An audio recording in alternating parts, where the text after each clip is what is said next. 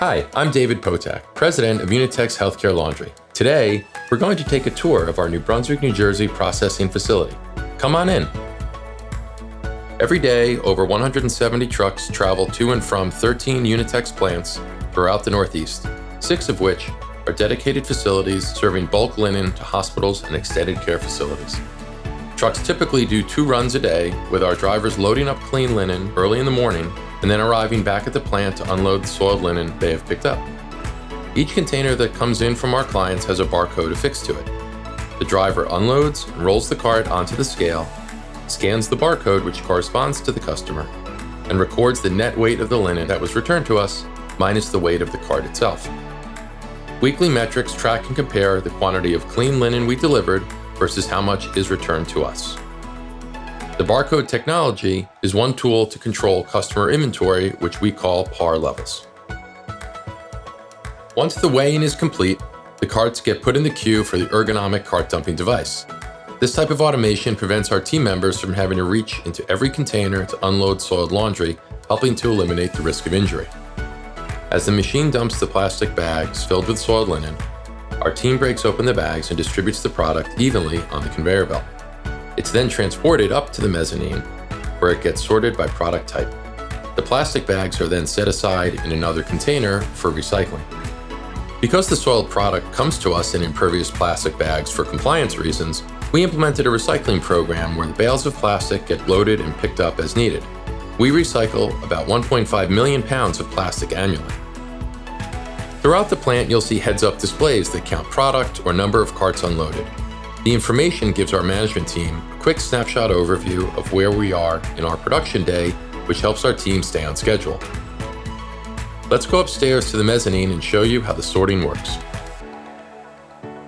Here we are on the sorting deck.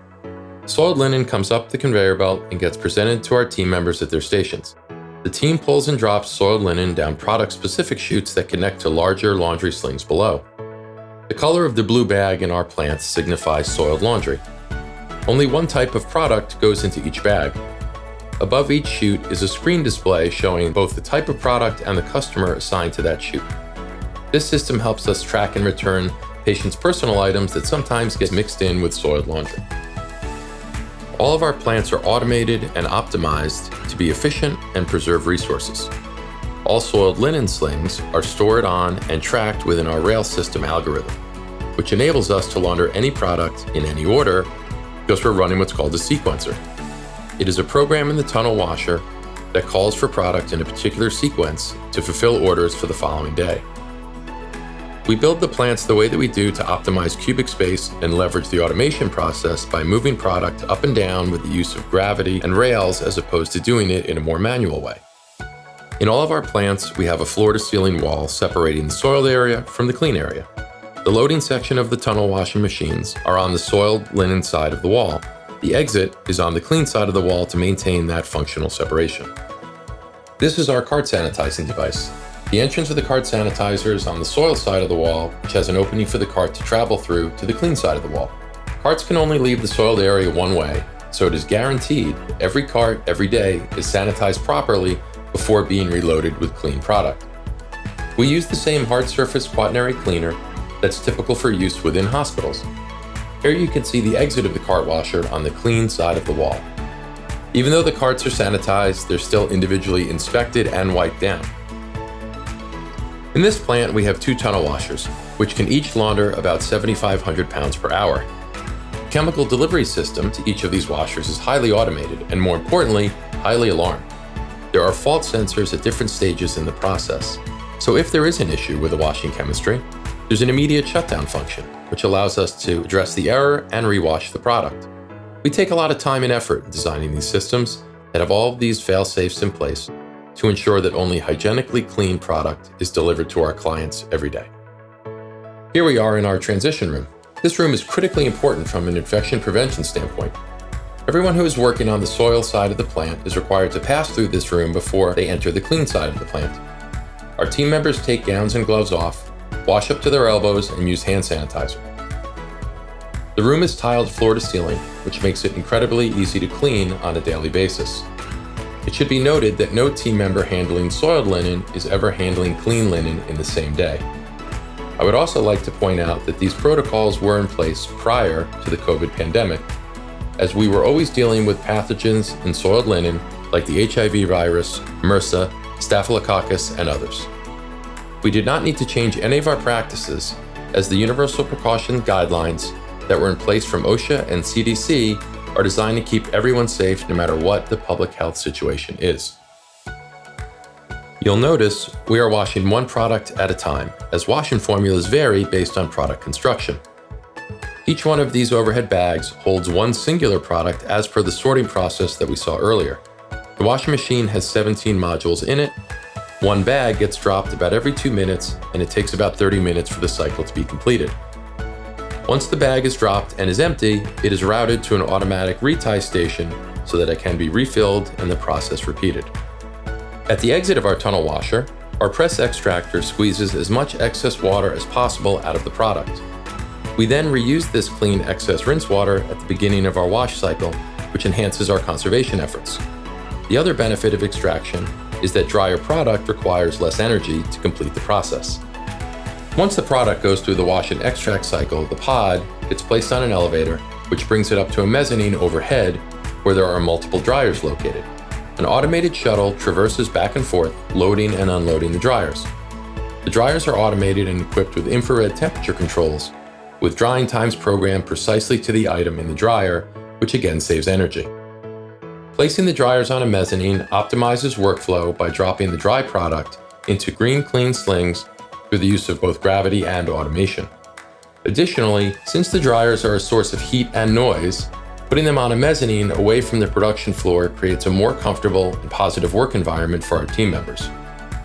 There are items that bypass the dryers, such as sheets and pillowcases. They are routed directly to the ironers, which simultaneously dry and iron the product. To maintain our automation process, we still bring the damp product up to the mezzanine to have it automatically dropped into green slings, which are programmed to travel to the ironer department without any human interaction. Now we're standing in what we refer to as the Main Street area of our plant. All of the product overhead in the green slings is clean. They include items to be folded that are fully dried, things like blankets, gowns, towels, washcloths, and contour sheets. The bags that hold sheets or pillowcases drop down to work tables of the team members running the ironers. An ironer will iron and dry products simultaneously with temperatures in excess of 300 degrees, which acts as an effective infection prevention method.